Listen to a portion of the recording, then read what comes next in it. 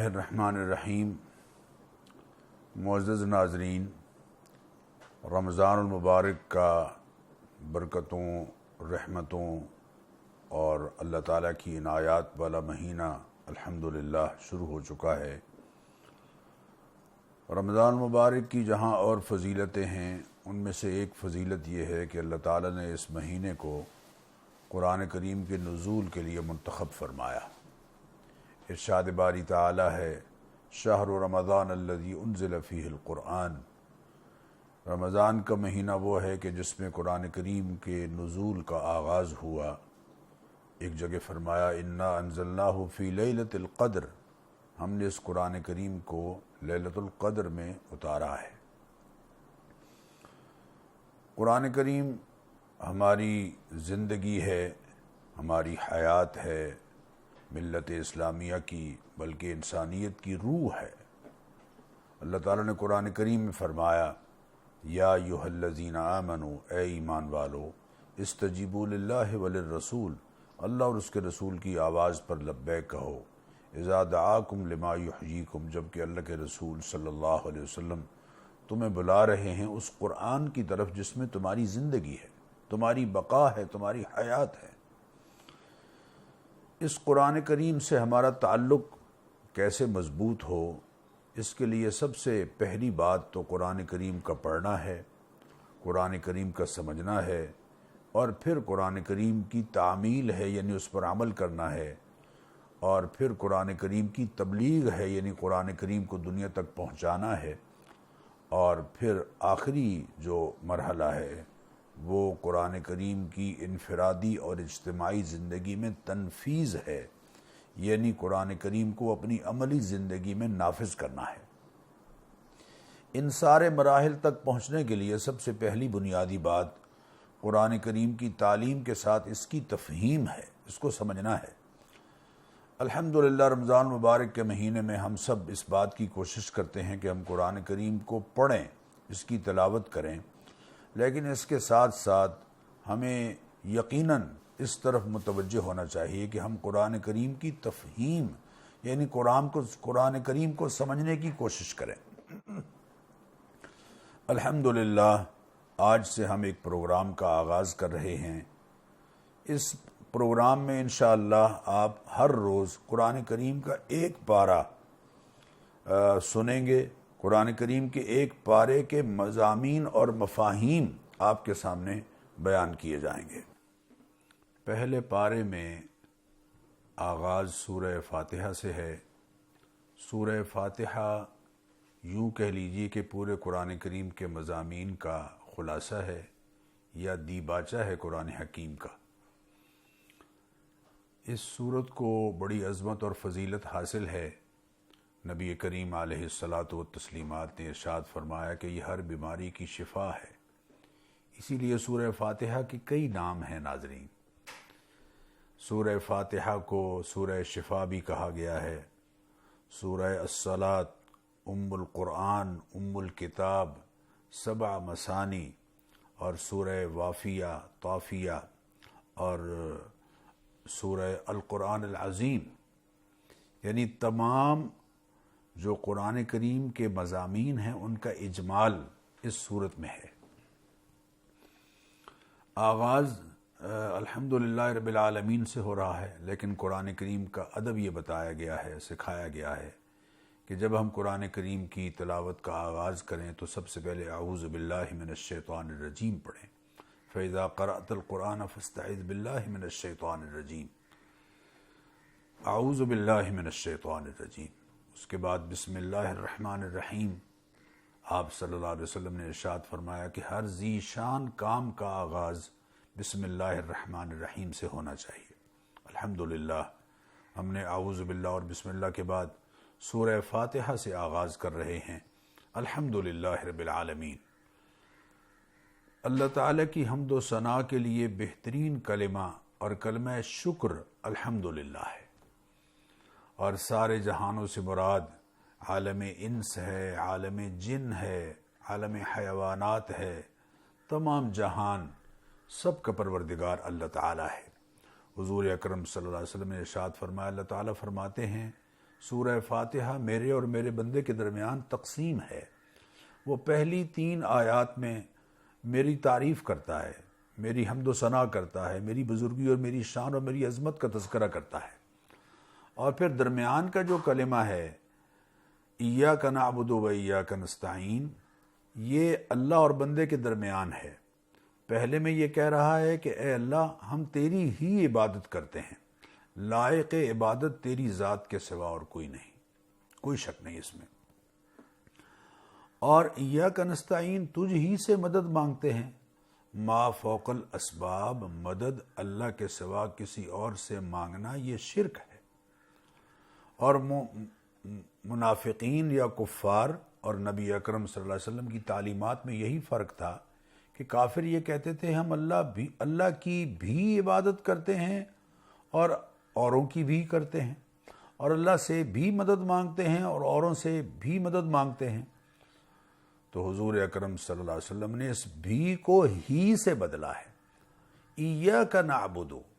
یہ ایاک شروع میں لایا گیا اسی معنی کو واضح کرنے کے لیے کہ تیری ہی ہم عبادت کرتے ہیں اور تجھ ہی سے مدد مانگتے ہیں۔ اس کے بعد پھر دعا ہے، اور ایسی دعا ہے کہ سارا قرآن کریم پھر اس دعا کی قبولیت کے بعد جو چیز مانگی جا رہی ہے اس کے جواب میں اترا ہے، اور وہ ہے اہدنا الصراط المستقیم، اے اللہ ہمیں سیدھی راہ پر چلائے رکھ۔ یہاں سیدھی راہ دکھا مانا نہیں ہے، اس لیے کہ ایمان لانے کے بعد تو الحمدللہ ہمیں اللہ تعالیٰ نے سیدھی راہ دکھا دی ہے۔ اب جب ہم کہتے ہیں ہر نماز میں اہدنا الصراط المستقیم، تو اس سے مراد یہ ہے کہ اے پروردگار ہمیں اب سیدھی راہ پر چلائے رکھ، صراط الذین انعمت علیہم، ان لوگوں کی راہ جن پر تو نے انعام فرمایا۔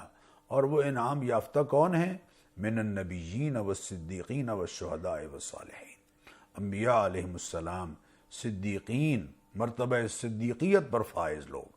اور شہداء، اپنی جانیں قربان کر دینے والے، دین کی عظمت کی خاطر اپنی جانیں قربان کرنے والے لوگ، جنہوں نے دین پر اپنی جانیں قربان کر کے دین کی حقانیت کی شہادت دی،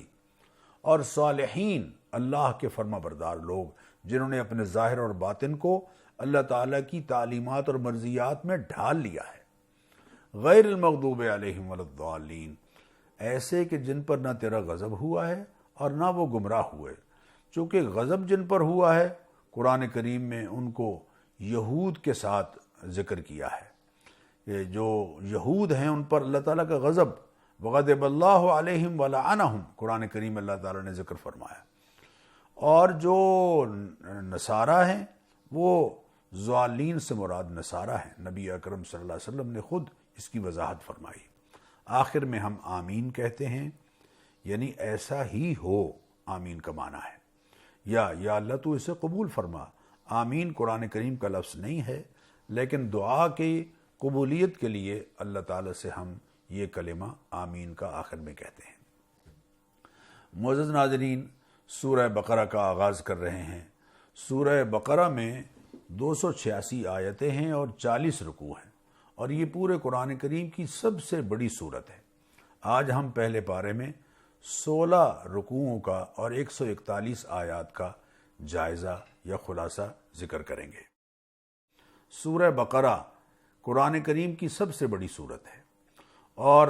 نبی اکرم صلی اللہ علیہ وسلم پر مدینہ منورہ میں تشریف لانے کے بعد نازل ہوئی ہے۔ قرآن کریم میں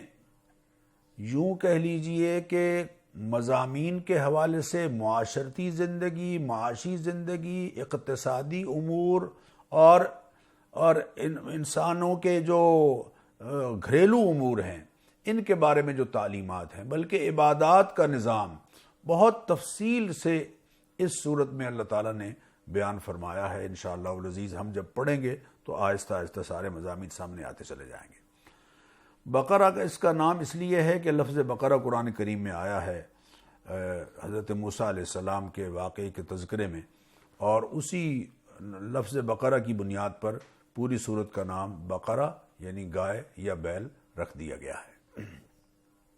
آغاز ہے الف لام میم حروف مقطعات سے۔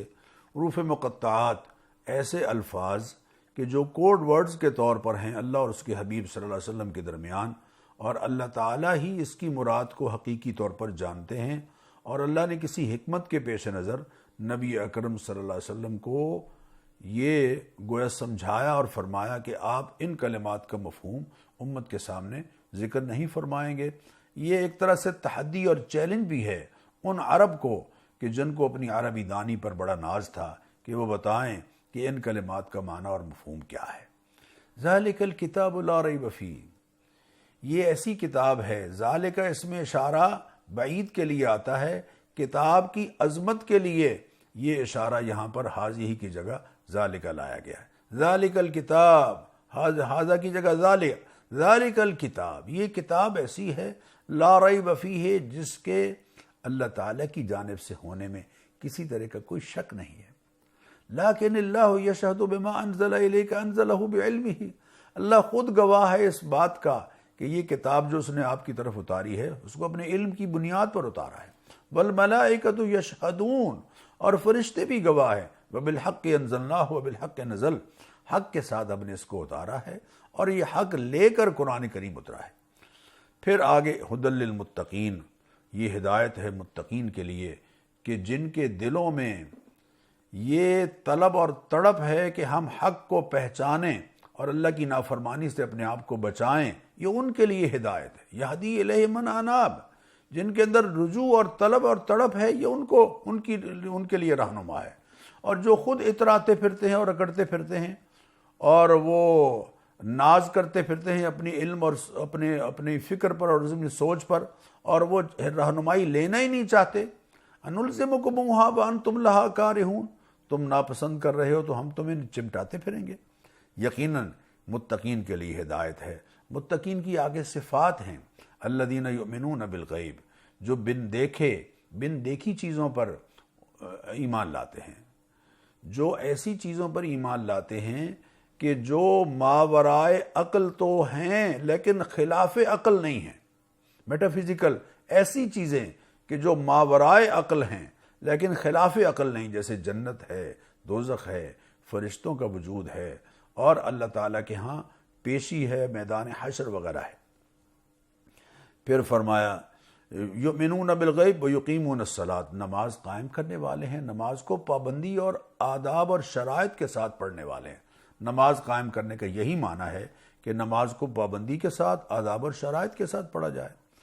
اور پھر وَمِمَّا رَزَقْنَاهُمْ يُنْفِقُونَ، جو ہم نے ان کو رزق دیا ہے اس میں سے خرچ کرتے ہیں، وہ زکوٰۃ کی صورت میں فرض ادا کرتے ہیں اور خیرات کی صورت میں نفلی طور پر اللہ کا دیا ہوا مال خرچ کرتے ہیں۔ وَالَّذِينَ يُؤْمِنُونَ بِمَا أُنزِلَ إِلَيْكَ، اے حبیب جو آپ پر اترا ہے اس پر بھی ایمان لاتے ہیں، وَمَا أُنزِلَ مِن قَبْلِكَ، اور جو آپ سے پہلے کتابیں اتری ہیں ان پر بھی ایمان لاتے ہیں۔ اس میں وہ یہود و نصارہ بھی جنہوں نے حق کو قبول کیا اور مسلمان ہوئے اور نبی اکرم صلی اللہ علیہ وسلم کی رسالت پر ایمان لائے، ان کا تذکرہ بھی آ گیا ہے۔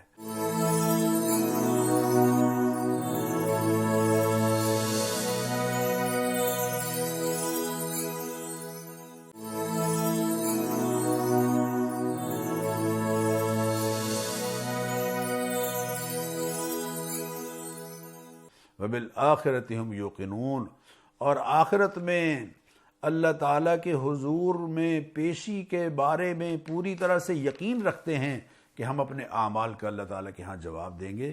یہ وہ لوگ ہیں علی ھدی من ربہم، جن کو اللہ نے ہدایت نصیب فرمائی ہے، اور وَأُولَئِکَ ھُمُ الْمُفْلِحُونَ، یہ وہ لوگ ہیں جو حقیقت میں کامیاب ہیں۔ یہ اللہ نے ایمان والوں کا ذکر کیا۔ پھر اگلے 2 آیات میں اللہ تعالیٰ نے کفار کا ذکر کیا، ایسے کفار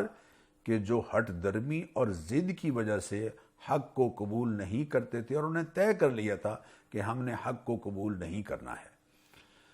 پھر اس کے بعد 13 آیات میں اللہ تعالیٰ نے معزز ناظرین منافقین کا ذکر کیا ہے۔ منافقانہ رویہ، یعنی ایسی حرکات اور ایسی سوچ اور فکر کہ جس میں انسان ظاہری طور پر تو خود کو مسلمان ظاہر کر رہا ہو لیکن حقیقت میں وہ اسلام کی تعلیمات کو دل و جان سے قبول نہ کر رہا ہو، تصدیق قلبی کے ساتھ سچے طور پر دین کو قبول نہ کر رہا ہو، یہ منافقانہ رویہ ہے۔ اور اس کی یہ اتنا مذموم رویہ ہے کہ 13 آیات میں اللہ تعالیٰ نے ان کی تفصیل بیان فرمائی ہے کہ یہ ایمان والوں کو دھوکہ دے رہے ہیں، حقیقت میں اپنے آپ کو دھوکہ دے رہے ہیں۔ اس کے بعد معزز ناظرین جو تیسرا رکوع شروع ہوتا ہے وہ یا ایھا الناس کے خطاب کے ساتھ شروع ہوتا ہے۔ یا ایھا الناس پوری انسانیت کو خطاب کیا جا رہا ہے۔ اعبدوا ربکم الذی خلقکم والذین من قبلکم، اس پروردگار کی عبادت کرو جس نے تمہیں پیدا کیا ہے اور ان کو بھی پیدا کیا ہے جو تم سے پہلے گزرے ہیں۔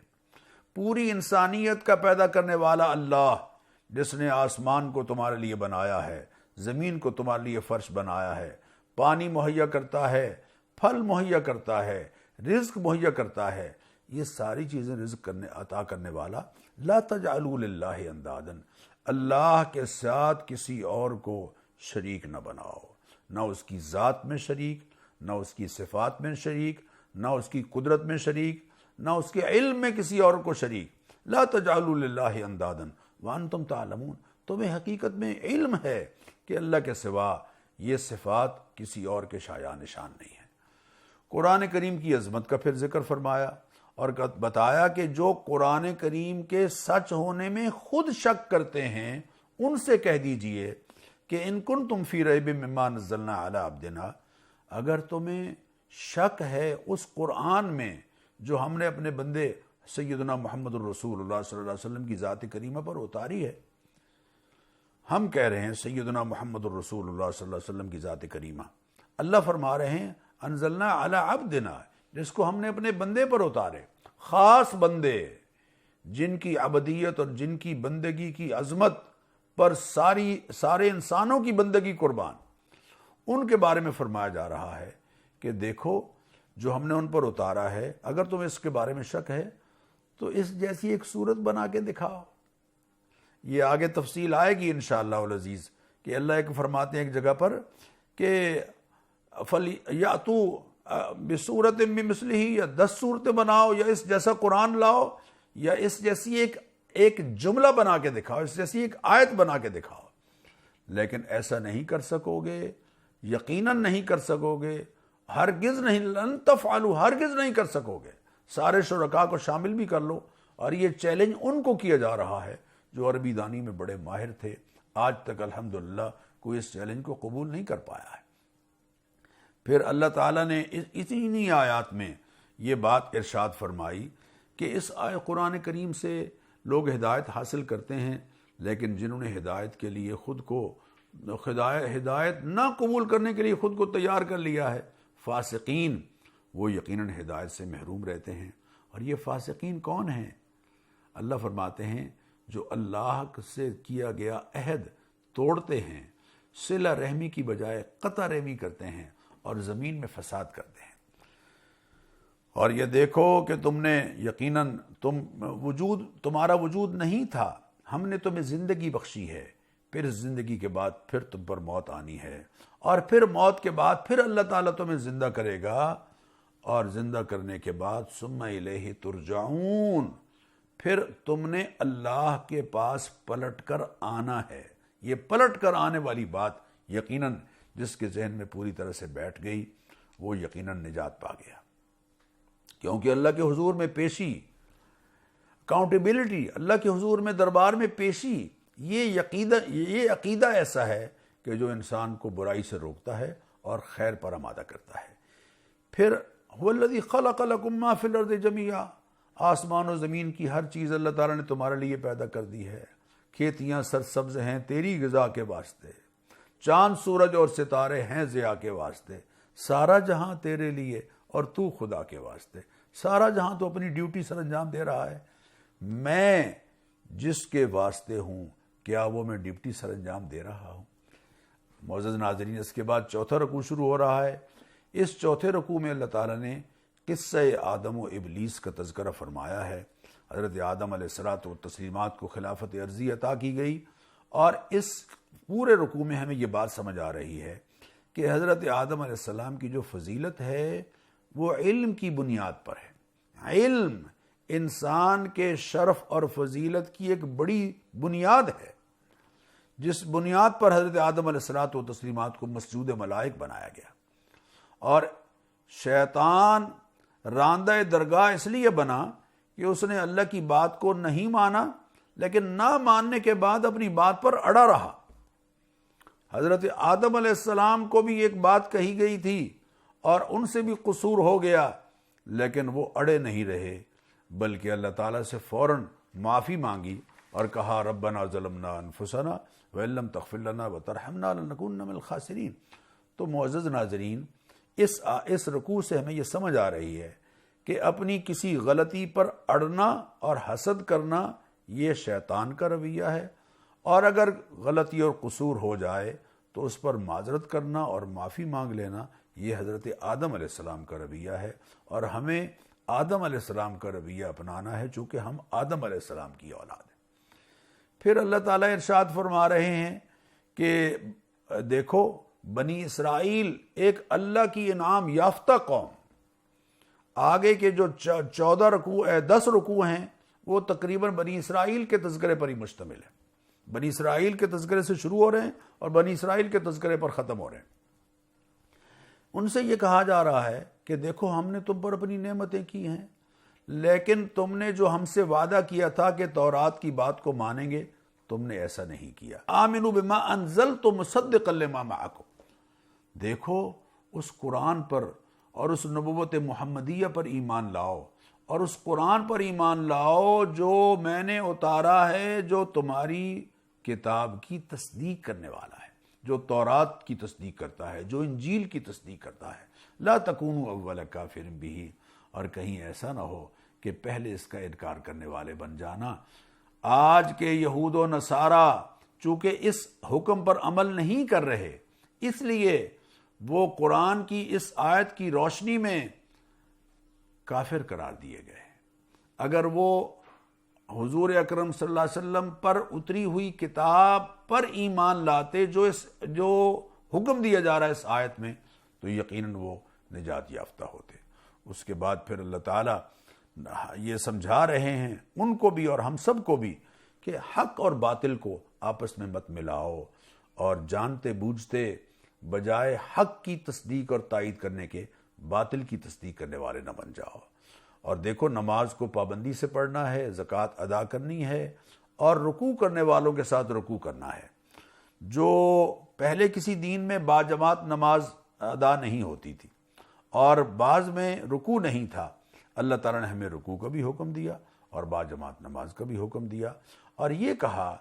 کہ نیکی کی دوسروں کو تلقین کرتے ہوئے اپنے آپ کو نہ بھول جایا کرو، خود عمل کرو گے تو تمہارے رویے سے ہی لوگوں کو نیکی کی طرف ترغیب ہوگی، اور نماز اور صبر کے ذریعے سے اللہ تعالیٰ کی سے مدد مانگتے رہو۔ نماز کا پڑھنا لوگوں کے لیے دشوار تو ہے، لیکن جن کے دل میں اللہ کا ڈر ہے ان کے لیے کوئی دشواری نہیں ہے۔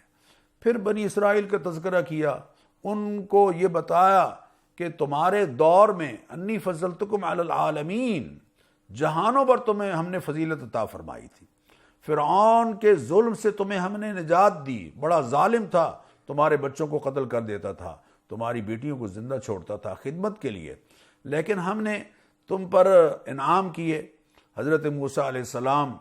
کا تذکرہ ہے، ان کے معجزات کا تذکرہ ہے کہ کس طرح سے سمندر سے اللہ تعالیٰ نے پوری قوم کو نکالا حضرت موسیٰ علیہ السلام کی قیادت میں، اور کس طرح حضرت موسیٰ علیہ السلام کے ساتھ من و سلوہ ان پر اترا، لیکن وہ ناشکر ثابت ہوئے اور من و سلوہ کی جگہ ترکاریاں اللہ تعالیٰ سے سبزیاں طلب کرنے لگے، پیاز ہے، تھوم ہے، اور فلاں ہے اور فلاں ہے۔ تو اللہ تعالیٰ نے ارشاد فرمایا تستبدلون خیر کی بجائے، بہتر چیز کی بجائے ایک ادنا چیز کو قبول کر رہے ہو۔ سارا ذکر آپ انشاءاللہ العزیز ان صورتوں میں آپ پڑھیں گے، اور ان کے جو ناپسندیدہ رویے ہیں حضرت موسیٰ علیہ السلام کے ساتھ، جو ان کا برتاؤ ہے، اس کا بھی ذکر بھی پڑھیں گے۔ پھر جو 8واں رکوع ہے اس کی آیت نمبر 62، یہ بڑی مشہور آیت ہے معزز ناظرین۔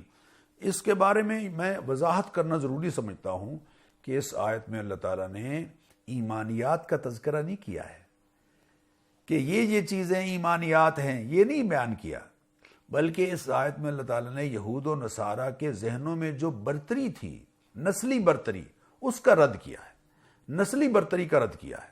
اور یہ کہا ہے کہ جو نسلی تفاخر تمہارے ذہنوں میں موجود ہے اس کو ذہنوں سے نکالو.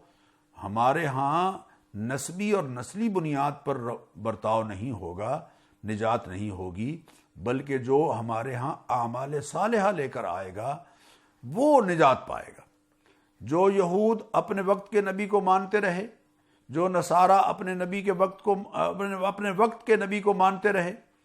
اور آج جو وقت کے نبی پر ایمان لانے والے ہیں اور اعمال صالحہ بجا لانے والے ہیں، ان کے لیے نجات ہے. ہفتے کے دن جو انہوں نے گڑبڑ کی تھی اور اللہ کے حکم کو نہیں مانا تھا، اللہ تعالیٰ نے ان میں سے بعض کو جو حکم کی نافرمانی کرنے والے تھے ان کو بندر، رسوا ہونے والا بندر بنانے کا حکم دیا، اور یہ بندر بن گئے، لیکن عقل و شعور ان کا انسانی برقرار رہا، اور 3 دن کے بعد سارے کے سارے ہلاک کر دیے گئے. اب جو نسلیں، یہ بندروں کی نسل ہے، یہ ان میں سے نعوذ باللہ نہیں ہے، یہ غلط فہمی ہے لوگوں کی، وہ 3 دن کے اندر اندر ختم کر دیے گئے تھے.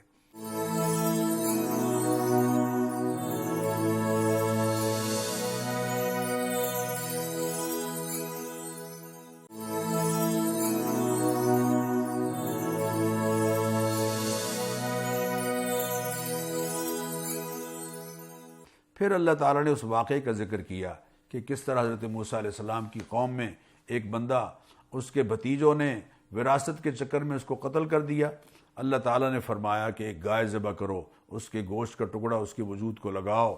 تو وہ خود بول اٹھے گا کہ اس کا قاتل کون ہے. لیکن قوم نے مختلف سوالوں میں اپنے آپ کو الجھائے رکھا، اور جو سوال کرتے چلے گئے، نتیجتاً حکم میں سختی چلی آتی چلی گئی، اور ایسی گائے خریدنی پڑی ان کو کہ جس کے مالک نے یہ کہا کہ اس کی کھال کو سونے سے بھر کے مجھے دو گے تو پھر میں یہ گائے تمہیں دیتا ہوں. اور اسرائیلی روایات میں یہ بات موجود ہے کہ یہ گائے بیچنے والا ایسا شخص تھا کہ جو ماں کا بڑا فرما بردار تھا. ماں کی دعا کے نتیجے میں اللہ تعالیٰ نے اس کو یہ انعام عطا فرمایا. اس کے بعد معزز ناظرین، اللہ تعالیٰ نے ایک یہود کی ایک برتری کا جو سوچ تھی اس کی نفی کی ہے. وہ یہ کہا کرتے تھے کہ جناب ہمیں تو اتنے دن ہی آگ چھوئے گی جتنے دن ہم نے بچڑے کی پوجا کی ہے، اس کے بعد ہمارے لیے یقیناً نجات ہے. اللہ نے فرمایا ہم نے تم سے کوئی عہد نہیں کیا، ایسی کوئی بات نہیں ہے کہ اتخذتم عند اللہ عہدا فلن یخلف اللہ وعدہ. اللہ نے تم سے کوئی وعدہ کیا ہے کہ جس کی وعدہ خلافی نہیں کرے گا. یقیناً نسلی بنیاد پر ہمارے ہاں برتاؤ نہیں ہوگا، اعمال کی بنیاد پر ہمارے ہاں برتاؤ ہوگا. پھر اللہ تعالیٰ ایک اگلے رکوع میں ایک عہد کا ذکر کر رہے ہیں جو اللہ نے بنی اسرائیل سے لیا، اور وہ عہد کیا ہے؟ لا تعبدون الا اللہ. وہ عہد ہم سے بھی ہے، اللہ کے سوا کسی کی عبادت نہیں کرنی ہے، والدین کے ساتھ حسن سلوک کرنا ہے، رشتہ داروں کے ساتھ اچھا سلوک کرنا ہے، یتیموں کے ساتھ، مسکینوں کے ساتھ اچھا سلوک کرنا ہے، اور وقولوا للناس حسنا، انسانوں سے گفتگو کرنی ہے تو اچھے انداز سے کرنی ہے، اچھی بات کرنی ہے، رویہ اچھا رکھنا ہے. یہ زبان کا استعمال انسان کو جہنم میں لے جاتا ہے، اور زبان کا استعمال ہی انسان کو جنت میں لے جانے کا ذریعہ بنتا ہے. اس زبان کے بارے میں حضور نے فرمایا اس کو کنٹرول میں رکھو، اس کا فصل جو ہے تم کاٹو گے. اگر غلط بات کہی ہے تو غلط نتیجہ، اور اگر زبان سے اچھی بات نکلی ہے تو یقیناً اس کا اچھا نتیجہ. نماز کے قائم کرنے کا پھر حکم ہے، زکوٰۃ کی ادائیگی کا پھر حکم ہے، اور پھر یہود کے مختلف جو قبائل تھے دونوں مدینہ منورہ میں، یہود کے قبائل تھے بنو قریظہ اور بنو نذیر، اور مشرکین کے 2 قبائل تھے مدینہ منورہ میں، اوس اور خزرج. ان کی دوستیاں تھیں آپس میں، اور ان دوستیوں میں جو غلط حرکات یہ کیا کرتے تھے اس کا تذکرہ اللہ تعالیٰ نے تفصیل کے ساتھ ان آیات میں بیان فرمایا ہے. اس کے بعد اللہ تعالیٰ نے یہود کا ایک اور سوچ کا نفی کی دوبارہ کہ تم کہتے ہو کہ آخرت کا گھر ہمارے لیے ہے، اگر خالصتاً تمہارے لیے ہے تو پھر موت کی تمنا کرو اگر تم اس بات میں سچے ہو، لیکن تم موت کی تمنا یقیناً نہیں کرو گے، اس لیے کہ تمہارا جو رویہ ہے وہ تمہیں اس بات پر آمادہ کرتا ہے کہ بس 1000 سال کی عمر میں مل جائے تو ہمارے لیے بڑی غنیمت ہے، لیکن یہ لمبی عمر تمہیں اللہ تعالیٰ کی گرفت سے نہیں بچا پائے گی. گرفت سے بچنے کا ایک ہی ذریعہ ہے اور وہ اچھے اعمال ہیں۔ اس کے بعد اللہ تعالیٰ نے کچھ لوگوں کا تذکرہ کیا جو جبریل امین کے ساتھ دشمنی کی بات کرتے تھے اور ان کی نفی کی، اور پھر جو حضرت سلیمان علیہ السلام کے بارے میں یہود یہ کہا کرتے تھے کہ نعوذ باللہ وہ جادوگر تھے، اللہ تعالیٰ نے اس کی نفی کی اور فرمایا ما کفر سلیمان، سلیمان علیہ السلام نے جادو نہیں سکھایا، ولیکن الشیاطین کفروا، شیاطین آپس میں ایک دوسرے کو جادو سکھا کر کفر کا رویہ اختیار کرتے تھے۔ اور ہاروت اور ماروت جو دو فرشتے تھے ان کا ذکر کیا، اور یہ جو ہمارے ہاں قصہ مشہور ہے کہ زہرہ نام کی کوئی عورت تھی، وہ ان سے جادو سیکھنے گئی اور انہوں نے اس سے غلط عمل کیا، نتیجتاً وہ آسمانوں پر چلی گئی، زہرہ ستارہ بن کے چمک رہی ہے اور ہاروت اور ماروت اور کنویں میں لٹکے ہوئے ہیں، یہ غلط ہے بات، اس کی کوئی حقیقت نہیں۔ زہرہ ایک ستارہ ہے اللہ کا پیدا کردہ، اور یہ اس نام کی عورت کا قصہ یہ جھوٹا ہے، اس کو ہمیں یقیناً ذہنوں سے نکال دینا چاہیے۔ اس کے بعد اگلے رکوع میں یعنی رکوع نمبر 13 کا آغاز حضور اکرم صلی اللہ علیہ وسلم کے آداب سے ہو رہا ہے کہ آپ سے گفتگو کرنی ہے تو وہ رویہ کیسا اختیار کرنا چاہیے۔ پھر یہود اور اہل کتاب کے ایک خواہش کا ذکر ہے کہ ان میں سے اکثریت یہ چاہتی ہے کہ وہ تمہیں تمہارے ایمان سے کفر کی طرف پھیر دیں حسد کی وجہ سے، لیکن خبردار تم نے ان کی اس کوشش کو کامیاب نہیں ہونے دینا ہے اور اپنے دین پر ثابت اور قائم رہنا ہے، نماز پابندی سے پڑھنی ہے، زکوٰۃ ادا کرتے رہنا ہے، اور جو کچھ بھی تم اللہ کی راہ میں آگے بھیجو گے اس کو یقیناً اللہ تعالیٰ کے ہاں پاؤ گے، اللہ تعالیٰ کے ہاں پاؤ گے۔ اچھے اعمال ہوں گے تو نتیجہ اچھا ہوگا، برے اعمال ہوں گے تو نتیجہ برا ہوگا۔ پھر یہود و نصارہ کی بات ذکر کی، ایک دوسرے کی نفی کر رہے ہیں۔ آپ ان کو بتائیے کہ ہم قیامت کے دن فیصلے کریں گے کہ کون برحق اور کون غلط تھا، اس دور کی بات ہو رہی ہے۔ آج تو حق وہی ہے جو نبی اکرم صلی اللہ علیہ وسلم لے کر آئے ہیں۔ پھر اس کے بعد ان لوگوں کا رد ہو رہا ہے کہ جو مسجدوں میں اللہ کی یاد سے روکتے ہیں اور مسجدوں کی ویرانی کی کوشش کرتے ہیں، ایسے لوگ دنیا میں بھی رسوا ہوں گے اور آخرت میں بھی رسوا ہوں گے۔ پھر اللہ تعالیٰ نے اس رکوع میں ان لوگوں کا رد کیا ہے کہ جو کہتے ہیں کہ اللہ تعالیٰ نے بیٹا بنا لیا ہے، اللہ تعالیٰ اس سے بالکل پاک ہے کہ وہ کسی کو بیٹا بنائے۔ یہود و نصارہ اس بات کی کوشش میں ہیں، لن ترضى عنك اليهود ولا النصارى حتى تتبع ملتهم، یہود و نصارہ کبھی راضی نہیں ہوں گے جب تک کہ تم ان کی ملت کی پیروی شروع کر دو، ان جیسا لباس، ان جیسا رویہ، ان جیسا رہن سہن اختیار کر بھی لو، پھر بھی راضی نہیں ہوں گے جب تک کہ دین حق کو چھوڑ کر ان کی ملت کی پیروی کرنے والے نہ بن جاؤ۔ حضور اکرم صلی اللہ تعالی علیہ وسلم کی ذات کریمہ جو حضرت ابراہیم علیہ السلام نے دعا کی تھی خانہ کعبہ کی تعمیر کے وقت، اس کا ذکر شروع ہو گیا ہے، اور اس میں اللہ تعالیٰ حضرت ابراہیم علیہ السلام کی دعا کا ذکر کرتے ہوئے فرما رہے ہیں کہ انہوں نے اللہ سے دعا کی تھی، یا اللہ اس شہر کو امن والا بنا اور اس کے رہنے والوں کو پھلوں کی صورت میں روزی عطا فرما۔ کسی بھی شہر کے پرامن ہونے کے لیے دو چیزیں ہیں، ایک یہ کہ وہاں قانون کی عملداری ہو، اور دوسرے یہ کہ رزق کی فراوانی ہو، اس کا ذکر۔ اور پھر خانہ کعبہ کی تعمیر کا ذکر کرتے ہوئے فرمایا جب خانہ کعبہ تعمیر ہو گیا تو اللہ تعالیٰ سے دعا کی کہ اے اللہ اب ان میں ایسا رسول بھیج جو تیری آیات پڑھے، تیری کتاب ان کو سکھائے اور حکمت کی باتیں سکھائے اور ان کا تزکیہ کرے۔ اللہ تعالیٰ نے حضرت ابراہیم علیہ السلام کی دعا کو قبول فرمایا، اور حضور اکرم صلی اللہ علیہ وسلم دعائے ابراہیم ہیں اور نوید مسیح ہیں۔ یہاں دیکھیے حضرت ابراہیم علیہ السلام نے اپنی اولاد کے بارے میں جو دعا کی، ربنا وجعلنا مسلمین لک ومن ذریتنا امۃ مسلمۃ لک، اے اللہ ہمیں بھی فرما بردار بنا اور ہماری اولاد میں بھی فرما بردار ہوں، اور ہمیں حج کے اعمال سکھا۔ گویا اولاد کی فرما بردار، اولاد کی خیر خواہی یہ انبیاء علیہ السلام کی سنت ہے۔ چنانچہ دیکھیں جو آخری رکوع ہے، اس رکوع میں اللہ تعالیٰ فرما رہے ہیں کہ ہم نے ابراہیم علیہ السلام کو دنیا میں انسانوں میں سے چنا اور آخرت میں بھی وہ یقیناً نیکوکار میں سے ہیں، اور وہ اللہ تعالیٰ سے یہی التجا کرتے رہے کہ اے اللہ میری جو اولاد ہے وہ دین حق پر قائم رہے۔ حضرت یعقوب علیہ السلام کا تذکرہ بھی ہے، انہوں نے بھی یہی دعا کی اور یہ کہا کہ اے اللہ میری اولاد جو ہے وہ تیری فرما بردار رہے۔ چنانچہ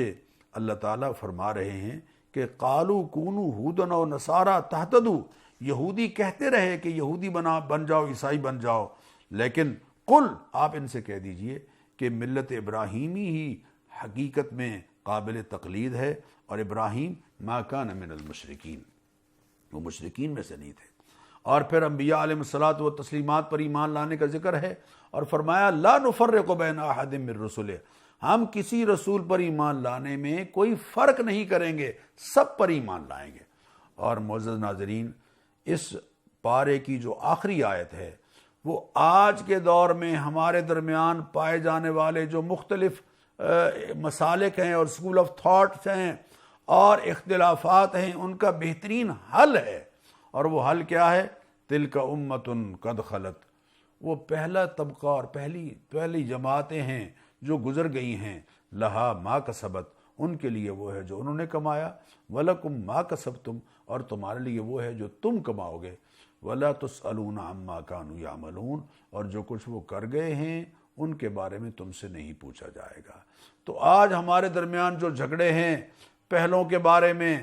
اور نعوذ باللہ ثم نعوذ باللہ پچھلے پہلوں کو لعنت کر رہے ہیں، اللہ معاف فرمائے، اللہ معاف فرمائے، یہ آیت ہمارے لیے رہنما ہے۔ یہ آیت 2 دفعہ آئی ہے، پہلے یہود و نصارہ کو کہا گیا، اور یہ آخری جو اس پارے کی آیت ہے اس میں ہمیں یہ کہا جا رہا ہے کہ تلک امتن، وہ صحابہ کی جماعت، وہ تابعین کی جماعت، وہ دوسرے لوگ گزر گئے ہیں، لہا ما کسبت، ان کے لیے وہ ہے جو انہوں نے کمایا، ولکم ما کسبتم، اور تمہارے لیے وہ ہے جو تم نے کمایا، ولا تسألون عما كانوا يعملون، تمہارے اعمال کے تم جواب دہ ہوگے، ان کے اعمال کے وہ جواب دہ ہوں گے، تم سے ان کے بارے میں نہیں پوچھا جائے گا۔ یہ الحمدللہ آج ایک پارہ مکمل ہوا۔ معزز ناظرین، کل انشاءاللہ دوسرے پارے کے ساتھ آپ کی خدمت میں حاضر ہوں گے۔ اللہ تعالی ہم سب کو قرآن فہمی میں آگے بڑھنے کی توفیق عطا فرمائے، آمین۔